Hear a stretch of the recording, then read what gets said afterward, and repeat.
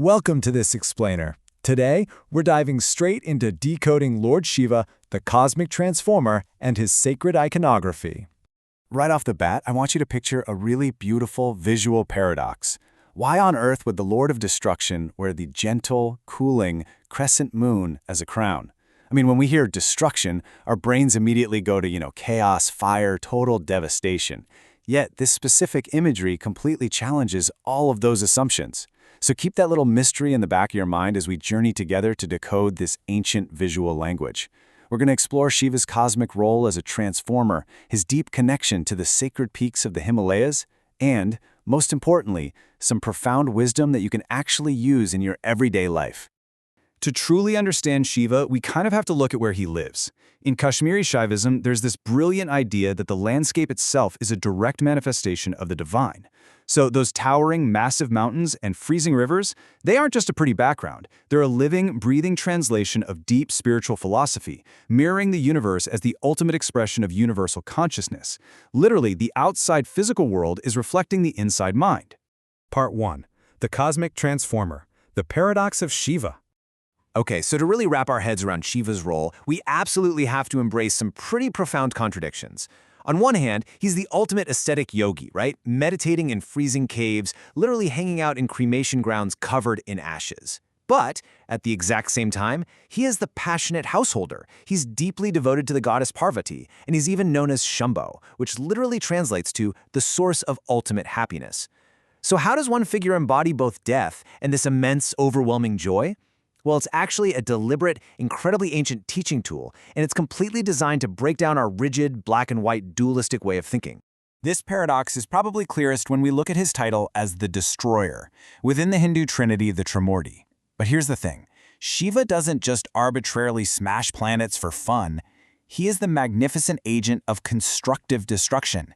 Think of it like a forest fire that clears out all the dead brush. He annihilates the ego. He destroys the illusions that cloud our true nature. He's basically wiping out the old purely so the new has space to be born. When you look at it that way, it's not really destruction at all. It is transformation, pure and simple. Part 2. The sacred Himalayan abode. The macrocosm.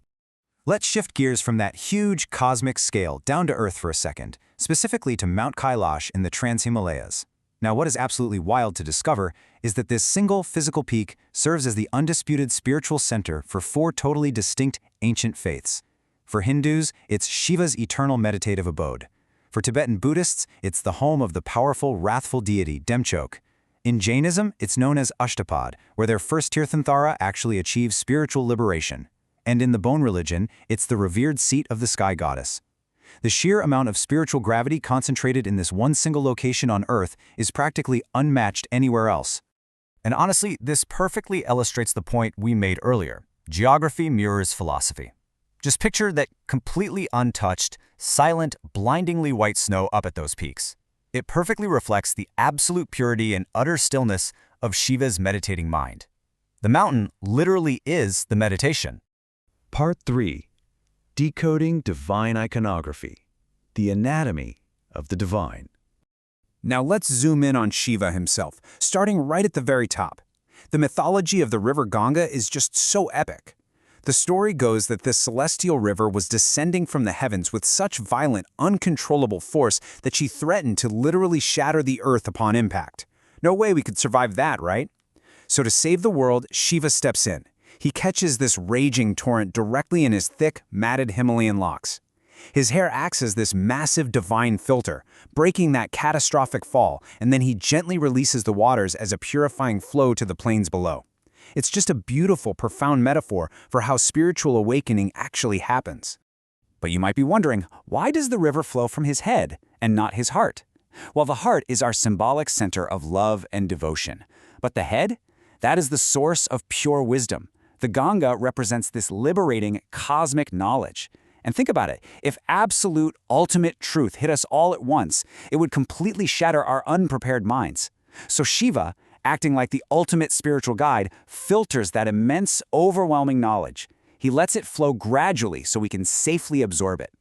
And right beside that flowing river sits the crescent moon, Chandra, which actually finally answers our very first question.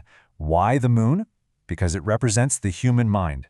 Just as the moon waxes and wanes, constantly going through its endless phases, our minds are endlessly restless, bouncing back and forth between joy and sorrow. By wearing it as a mere ornament on his head, Shiva proves his total, absolute mastery over the mind. He's showing us that pure consciousness can simply observe mental chaos without being controlled by it. It's a real game changer. Moving right down to his forehead, we find the famous third eye, or the jhana chakra. Now, it's super crucial to realize this isn't some weird physical or biological anomaly. It represents a profound dimension of inner perception that goes way, way beyond our ordinary five senses. While our regular everyday eyes see a world of division and duality, us versus them, the third eye perceives absolute unity. When it opens, it literally burns away all that delusion and reveals the pure truth of existence. You'll also start to notice the number 3 popping up everywhere in this iconography, but most notably in his weapon, the trishul, or trident. But listen, this is no simple spear. Those 3 prongs represent total balance. We're talking the mastery of nature's 3 qualities: purity, passion, and inertia. It's the mastery of time itself, past, present, and future. And it's the destruction of the 3 types of suffering: physical pain, spiritual anguish, and cosmic disasters. Basically, holding that trishul means holding ultimate sovereignty over existence itself. And notice how this absolute sovereignty reflects in his very demeanor. If you look closely at almost all depictions, Shiva's eyes are half closed.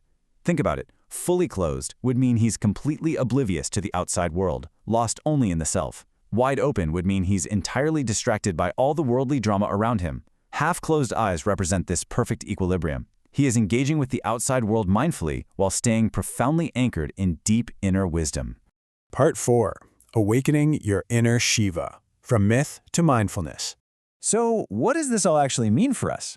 Well, our sources reveal a highly practical way to use this exact iconography as a weekly meditation curriculum. You can literally dedicate each day to a different symbol. On Monday, focus between your eyebrows to cultivate that third eye inner vision. Got a crazy stressful Thursday? Visualize the moon to practice mastering that restless mind of yours.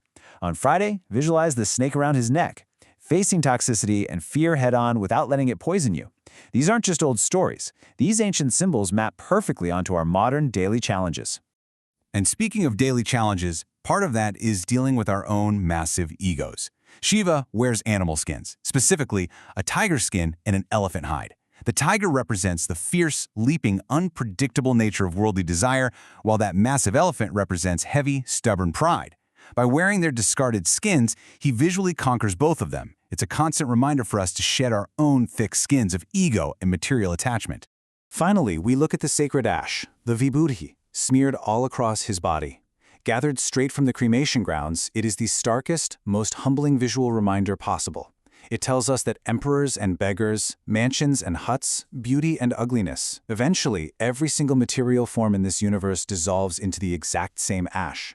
The only thing that truly endures, the only thing that is truly real in the end, is pure consciousness. We've explored the mountains, the myths, and the mind. We've decoded the third eye, the crescent moon, and the raging river of knowledge. But the ultimate takeaway from this explainer is that these symbols aren't just carved into stone statues or written down in ancient scriptures. They are a literal roadmap to your very own mind. So the question remains, will you look within to find the Shiva you seek? Keep exploring, keep questioning, and we'll catch you in the next explainer.